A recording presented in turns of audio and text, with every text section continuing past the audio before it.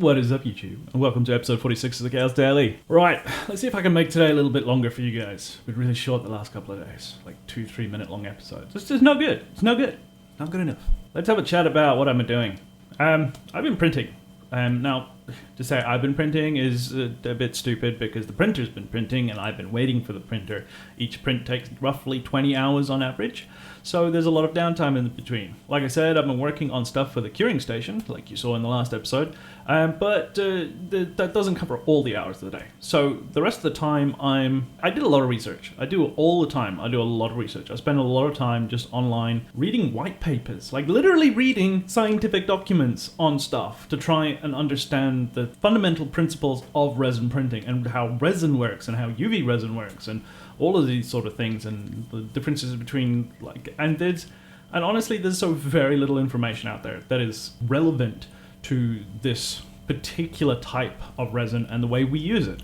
So a lot of it I'm going to have to try and discover for myself through trial and error. But what I have learned are some very interesting things about best practices, keeping stuff clean, the way you use support materials, the settings to use in slicers. I've already figured a lot of that out myself just by doing 2 or 3 prints at different settings, seeing what the different results were, depending on what kind of object it was, the size, the volume, the amount of material that's in the object, all that sort of stuff.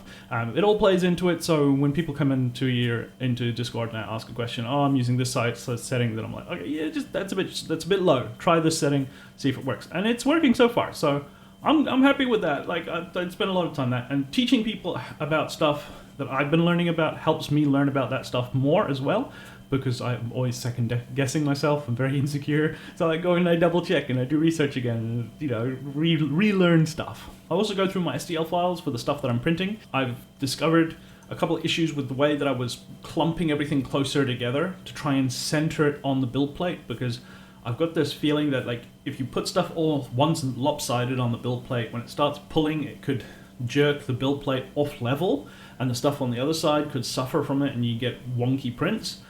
This is a minor thing that does happen with some printers, but with this one, the way that it's bolted down, I don't think it's so much of an issue, and I just need to stop being such a scaredy cat and get on with it. Instead of just printing one thing at a time, like I thought I would have to do after I had the issues with the last print and removing support material because everything's so clumped together, I'm just going to add less stuff on the plate, but spread it out as much as possible. So where they have their own rafts, their own support materials, the rafts aren't touching.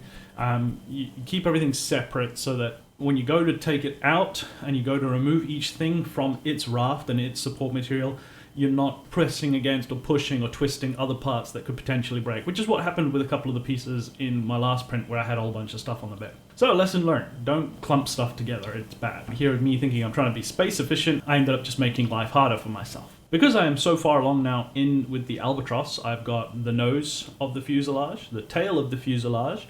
I have the midsection of the fuselage, but that's one of the parts that broke. I'm not going to use it. I just have it now for representational purposes. And the hatch. The hatch is done.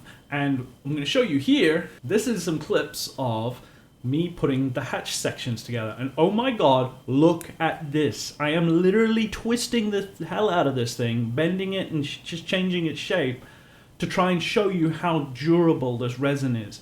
I can't stress it enough. This Siriya Tech fast resin is insane. From what I've seen other YouTubers and other people online doing with other resins and how they're constantly going out, it's brittle, it's weak, it's fragile. This fast resin is none of that. It is hella tough. This is a 0.5 mil thick wall.